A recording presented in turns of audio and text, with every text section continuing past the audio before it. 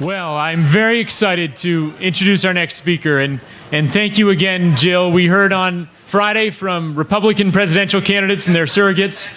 We heard yesterday from a powerful surrogate for Secretary Hillary Clinton, Senator Cory Booker. We hear today from the Green Party, and we'll have shortly a surrogate from Senator Bernie Sanders. But I'm very excited to step a little bit above politics, not too much, because this woman is also very involved in the political process. But this is someone who I have been very privileged to get to know over the last year, and who has been a leading voice for the democracy movement, but for people of faith and conscience far beyond this political realm. Marianne Williamson is an internationally acclaimed spiritual author and lecturer. Marianne has been a popular guest on TV programs such as Oprah, Larry King Live, Good Morning America, Charlie Rose, and Bill Maher. 6 of her 11 published books have been New York Times bestsellers, 4 of them #1. Marianne founded Project Angel Food, a Meals on Wheels program that serves homebound people with AIDS in the Los Angeles area. And at this point, Project Angel Food has served over 8 million meals. Marianne also co-founded the Peace Alliance, and she serves on the board of directors of Results, which works to end the worst ravages of hunger and poverty throughout the world. And she is one of Oxfam's Sisters of the Planet. Marianne also hosts the Sister Giant Conferences, where I was honored to speak last year. At their last conference in March, Bernie Sanders was their keynote speaker. Sister Giant and Blue America are presenting the Free Progressive Online Summit, which starts in a couple of weeks on February 23rd. And there are handouts there at the back near the registration table. I encourage you all to take one.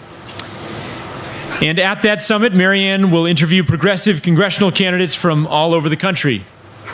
She has recently started a video blog for The New Revolutionary in order to support, educate, activate, and inspire supporters of Bernie Sanders around the country. All information about these various activities can be found at marianne.com. Please join me in welcoming Marianne Williamson.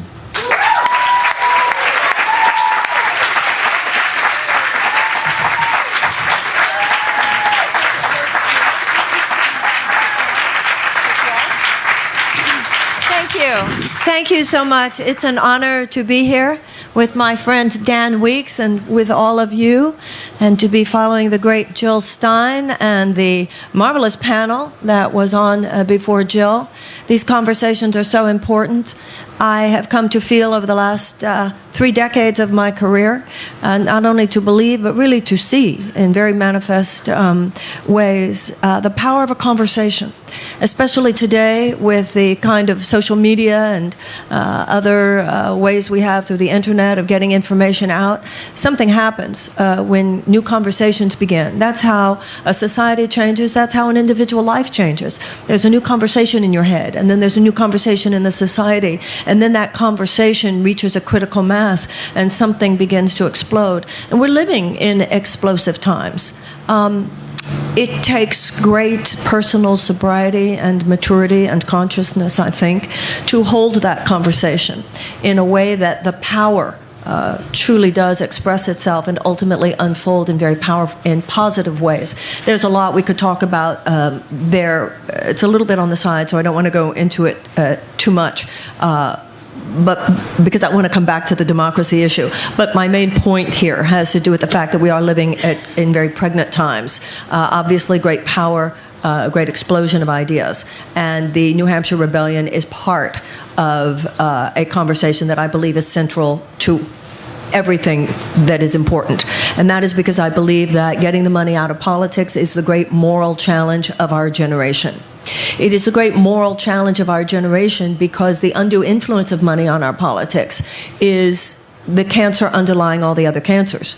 We can talk about the climate change and all the forces that keep us from dealing with climate change in the ways that we need to. We can talk about the privatization of prisons and all the forces that make so much money off an actual increase in prosecution of low-level crime. in high-level ways. We can talk about various ways in our country today that the common good is actually obstructed by actual governmental action that should be taken that is not taken, as well as governmental action that arguably should not be taken that is taken. Everything from wars to tax policy and so forth. And all of this comes down to the undue influence of money on our politics. Now, Jill spoke as a doctor, and she talked about how the money in politics is the mother of all sicknesses, and I think we would all agree with her. And I'd like to talk to you about treating this particular sickness from a holistic perspective. And that means that we realize there are the issues, spiritual issues, issues of the mind, issues of the spirit, issues of the body. And this idea of spirituality and its power to help us heal is extremely important, both in terms of the body and in terms of a society. In terms of the body, we now know that when people attend spiritual support groups after the diagnosis of a life-challenging illness, that they get out of their rate of recovery twice as long after diagnosis. Twice as long people live who attend spiritual support groups live twice as long after diagnosis. People who are prayed for in intensive care units get out faster, and so forth. We know that there is an actual beneficent effect on the immune system, the powers of prayer, the powers of meditation, the powers of forgiveness, spiritual support, and so forth. Now, how do you apply the spiritual dimension? What is the spiritual dimension in the healing of our democracy? Well, that goes back to the founding of our democracy.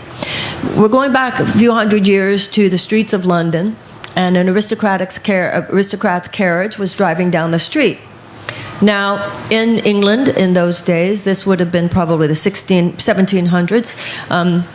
In those days, if an aristocrat's carriage was riding down the street and you were not an aristocrat, you were legally bound to bow, because after all, an aristocrat was riding by. Now, let's talk about what an aristocracy means.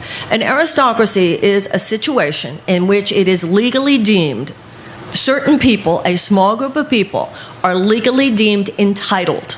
They were entitled to the land, they were entitled to be educated, they were entitled to opportunity, and they were entitled to create a framework not only for their own possible growth and expansion in terms of their life circumstances, but their children were as well. An aristocracy meant that no one else had those entitlements. No one else was entitled to own land. No one else was entitled to be educated. No one else was entitled to expand their life circumstance, and no one else was entitled to think in any way, shape, or form that their children could ever rise above their own situation that they themselves, the parents, were in. So everybody who was not an aristocrat, and the aristocrats were a small portion of the population, anyone who was not an aristocrat was basically, while not a slave, certainly a serf, which is not much higher than a slave. Basically, their lives were to be spent serving the aristocracy. Now, one day in London, the aristocrat's carriage rode by, and there was a man named William Penn. And William Penn didn't bow. And the guard came by and said, "Why didn't you bow? Didn't you see that that was an aristocrat's carriage?" And William Penn said, "My religion would not allow me to." William Penn was a Quaker. He said, "My religion forbids any man to bow before any other man," because of what the gentleman was saying here earlier about Quaker philosophy, that there is an inner light within every man, every child, and every woman, and we are all equal in that light. And therefore, as a Quaker, he could not bow. Now, King George III, who would become famous for his unwise decisions, of course, George III decided after a while that William Penn was really becoming really an inconvenience for him and really an annoyance. He said, "I've got to get rid of this guy." And his idea of a good way to get rid of him was to send him over to that America place, where, of course, he founded Pennsylvania. And we know how important a role the Quakers of Pennsylvania, including William Penn, obviously played in the founding of our country. Our country was a complete repudiation of the notion of an aristocracy. It turned the ancient regime on its head. And it says in our Declaration of Independence that God, all men are created equal. That right there, this is not just a civic principle. This is a sacred principle. This is a religious principle. This is a spiritual principle, that all men are created equal. This is based on the idea, not only in Quakerism, but a universal spiritual core value, that in God we are created equal and endowed by God with certain inalienable rights of life, liberty, and the pursuit of happiness. So these are revolutionary because they go so deep. This was not just about an evolution of our political history. This was also an evolution of the moral and spiritual consciousness of humanity. And that's why the founding of the United States had such an extraordinary influence, not only here in this part of the world, but all over the world. So what you had with the founding of the United States was revolutionary in every sense, as the gentleman was saying earlier, that it is our job, according to the Lord's Prayer, on earth as it is in heaven. So on earth, we would create, this is the ideal, this is the concept, that we would create on earth, as it is in heaven, to the best of our ability. A situation that is the complete opposite of an aristocracy is a situation where anyone, not based on who your parents were, not based on how much money you had, not based on your class, that rather by the strength of your own character and the power of your own efforts, to the best of our ability, we would create a situation where anyone could thrive and anyone could expand their circumstances and anyone could have hope that anything was possible for them and for their children. Now, from the beginning, there has been in many ways, at certain points, tragic irony, because there is a dichotomy between the fact that on one hand, there were men gathered not too far from New Hampshire, certainly representing New Hampshire as well, who risked their lives, because if the War for Independence had not gone well, they would have been drawn and quartered. Drawn and quartered is why we have the injunction of our Bill of Rights against cruel and unusual punishment.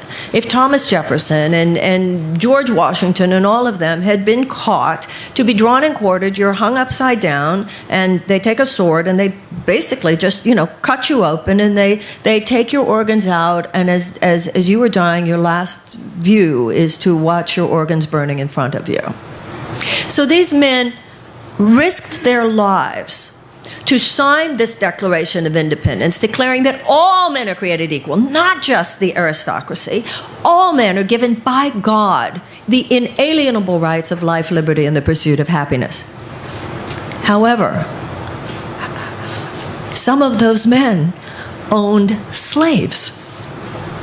So from the very, very beginning, it's in our DNA, this contest. This contest between the most enlightened principles that have ever been coded into the founding documents of a nation versus the fact that in practice, we have often expressed in repudiation of our own principles some of the basest instincts of humanity. So you have these principles, and then you have slavery and the genocide of the Native American people. Right? Now, the process of American history has been and continues to be that generation after generation, there are those who struggle, who fight, who effort to actually manifest in our social conditions, our political and economic conditions, the actual embodiment and actualization of our ideals. And there are forces have been in every generation, including ours, who do everything they can to resist that. Now, over time, and this is the good news, we are heirs of a great legacy, because over time, we have tended to self-correct. Yes, we had slavery, then we had the abolitionist movement, the Civil War, and the abolition of slavery. Women did not have the right to vote. Then we had the suffragette movement. Women were given suffrage. Then we had legalized segregation, white supremacy, institutionalized segregation in the American South. Then the civil rights movement arose. A generation rose up. That was corrected. Gay people were not allowed to marry, were not given equal rights. A generation rose up, and now they are. So we have always been this contest, but in time, as Winston Churchill said, you can always count on America to do the right thing after it has exhausted every other option. And so now in our generation, at our time, we are part of a great legacy, a great trajectory. If in fact we are, as citizens, given the great mission and the great task of stewardship of our democracy, then that means that we are called in every generation to proactively either expand our democratic rights or protect our democratic rights. Always protect them, because there will always be those forces seeking to eat away at them. And that meant that we as a nation said, if all men are created equal, and if we are all given by God the inalienable rights of life, liberty, and the pursuit of happiness, this can't just mean white people, therefore we can't have slavery. This can't just mean men, that's why women need the right to vote. It can't be coming back again, just white people. That's why we need civil rights legislation. It can't just mean straight people. That's why gay people should have the right to marry. And now, in our time, it cannot just mean rich people. It should also mean everybody else.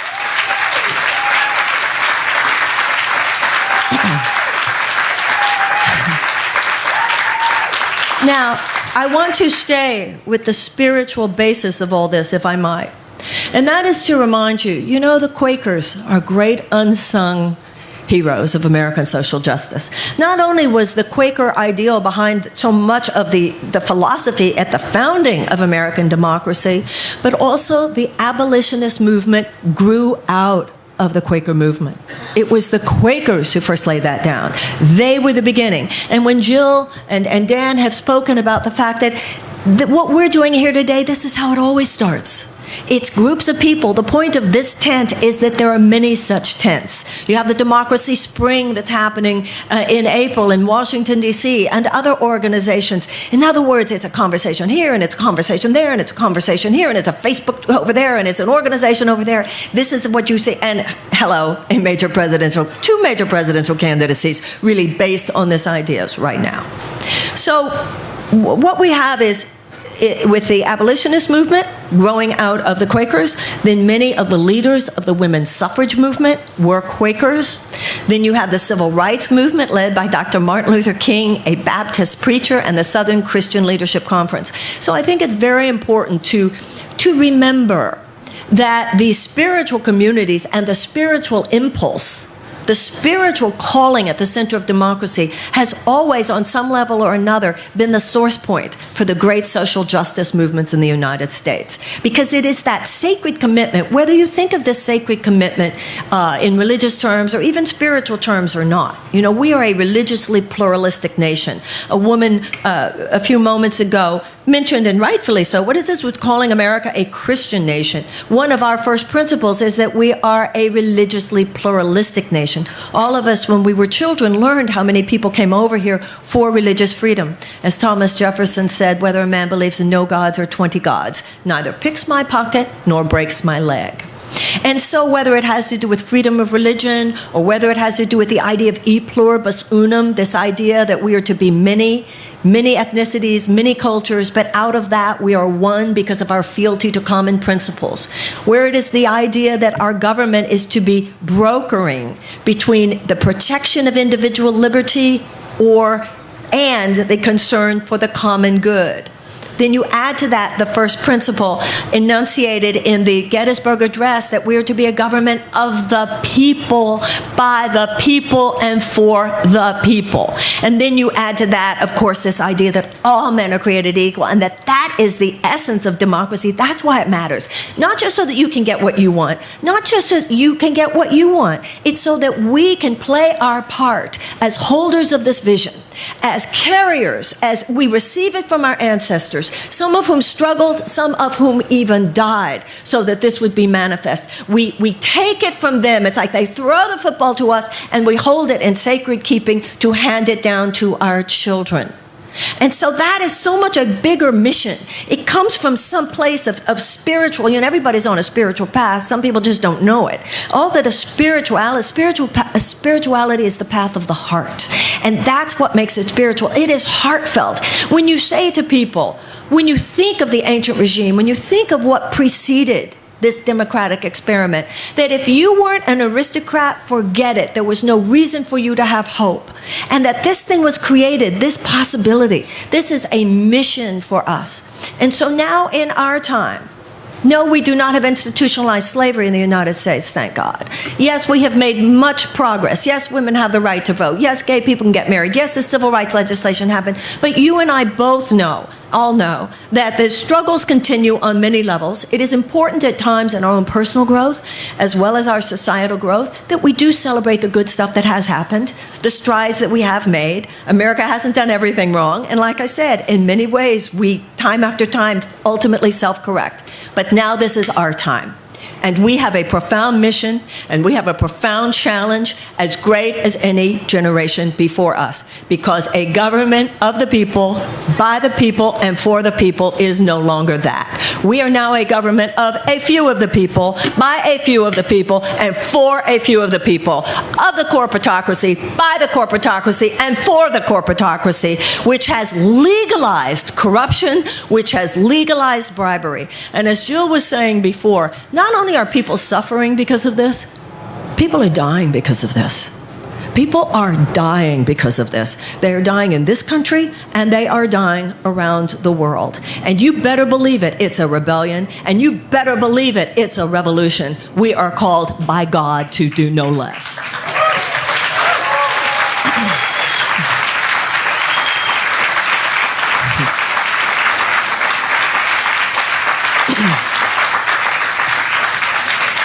You know, a lot of times we work in individual ways. But something interesting is happening right now. And this, once again, this is true to all great social justice movements. And that is that there are people standing up in individual efforts. Dan Weeks with the New Hampshire Rebellion, Kai Newkirk with Democracy Spring, Jill Stein, all politicians who are standing on these issues, all the various people doing these kinds of organizations. We must, when people talk about joining together and alliances, I don't know about that. That can take a lot of time. Do what you feel moved to do. But we must have each other's back. That I do know. We must have each other's back, and never has there been a time in the cycle, a more important time. When you hear that someone's doing something that's on this, put it on your Facebook page. Put it on your Twitter. Tell your friends about it. And like Dan was saying earlier, you know, you might feel like, you know, what can one person do? This is not just about one person. Anytime we give any effort, like you've attended here today, but the issue is not for Dan and others who made the New Hampshire Rebellion happen, all the people who came to speak here at this weekend, all the people who have been involved or volunteering and helping, those who have attended or hearing these talks. The issue is not just what happens here. To come to something like this is a battery charge. You know, when an idea is shared, it becomes strengthened. The issue is what happens when you leave here. What will happen now? When Dan talks about certain organizations, mind it's not up there, but we're doing an online progressive caucus, a free online progressive summit. What's that about? Well, it seems to me that the kind of people who, seems to me that the kind of people who have these kinds of ideas often get very, very involved in the hot and sexy presidential campaigns. But one of the things that the more regressive forces in our country do is they don't just put their attention on presidential campaigns. They're very much into putting their attention on congressional campaigns and senatorial campaigns and local campaigns. So if we really want this kind of change to happen, Jill was talking about certain local measures. She was talking about things that happened in Massachusetts. She was talking about getting public funding and then how that public funding was repealed in a secret vote behind closed doors. You can't just be vigilant every 4 years. You can't just be vigilant every 6 years. You can't just be vigilant every 2 years. Not when times are as tense and critical as these. We must be vigilant every day. We must grow up now. We're doing the online summit because it seems to me, obviously, you know, the presidency is just one of 3 co-equal branches of government. And so no matter who wins the presidency, we need to have people who carry these kinds of ideas and these kinds of convictions. We must make sure they're in Congress as well.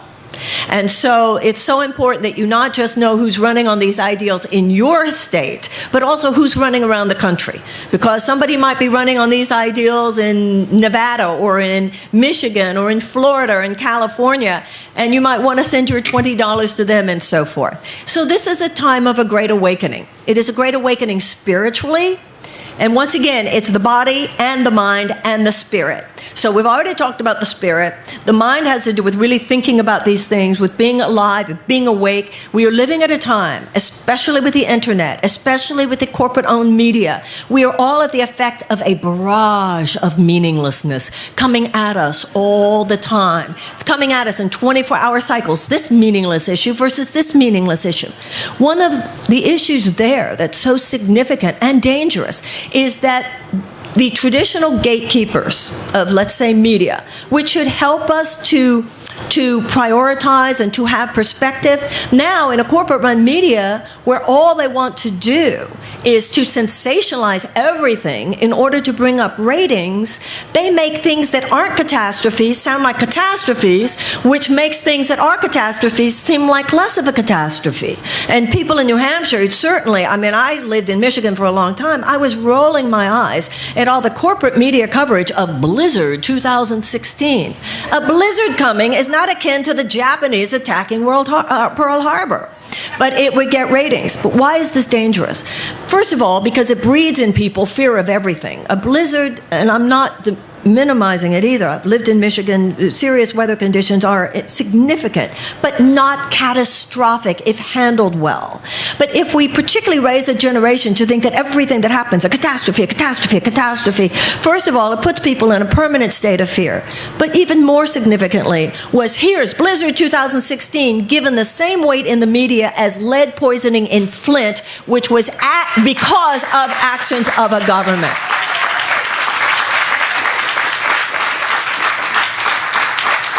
These are two very, very different things. One has to do with nature and the storms of nature. Storms of nature happen in our minds and in our hearts. They are natural and they are necessary. Storms, what are we having here with the New Hampshire Rebellion? With this whole movement to get out of politics. It's a storm. And Jefferson said that storms are as necessary in culture and society and politics as anywhere else. And of course, storms in nature. On the other hand, something like lead poisoning of a disadvantaged community in Flint, Michigan, where the citizens themselves were not in leadership positions anyway because the state had taken over their democratic rights by a government that then decided in order to save money, they would let that happen. Let me tell you something. I lived in Michigan. I lived in Grosse Pointe. It would never have been allowed to happen in Grosse Pointe. And for those of you who know Grosse Pointe, why is that? I assure you, the median income in Grosse Pointe is so much higher than the median income in Flint. America doesn't work when only the rich get to say, stop right there. And what's happening right now, and it is Bernie Sanders who said this, and I love the line, we need everybody to say, no matter who we are. You know, in the body, Jill was talking about the body, it's very dangerous if blood isn't circulated. You can't have blood just in one part of the body, and you can't have a democracy when opportunity isn't dispersed as well. You know, the free enterprise system has been good to me. I write books, I give seminars. The free enterprise system, this is not where the problem is. The problem is this unfettered, unregulated capitalism without any kind of ethical center at this point, which constantly puts profit over anything having to do with the welfare and the common good of the American people. The problem is not that wealth and opportunity can be created in America today. Because the truth of the matter is, if you're in that game, what a wonderful country to live in. What's happening in America today is that not enough people can get in the game. It's not this issue that they don't want to. You have these kids loaded down by the student debt, people loaded down by health care laws. They'd love to have $2,500 in discretionary income so that they could start that website, so that they could get into the game. Ladies and gentlemen, this is not just anti-democratic, it is morally wrong. And we are called. I think that we are called by something more than the U.S. Constitution. I think we are called by something more than the Declaration of Independence. I think we are called by something more than an ethical responsibility. I think we are called by something more than our honor, the due honor and respect to those who live before us, or even the due honor and respect and responsibility to those who live after us. I believe that we are called by the heart. We are called by the Spirit. To many of us, that means we are called by God. America...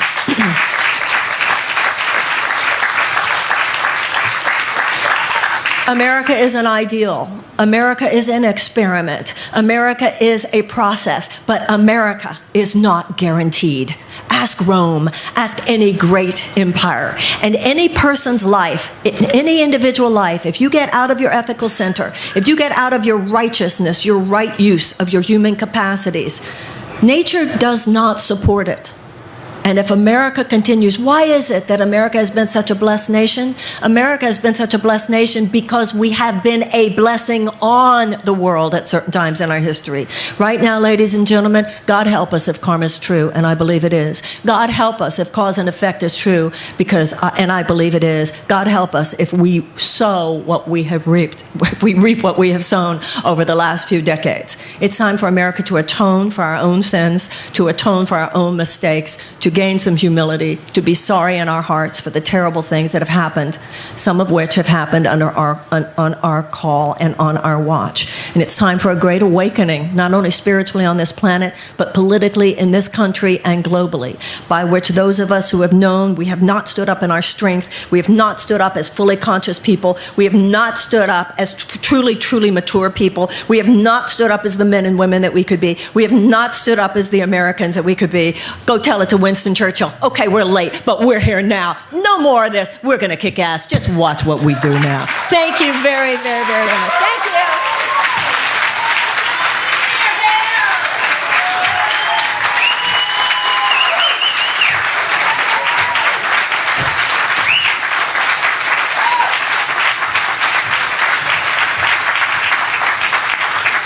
Marianne Williamson, thank you so much.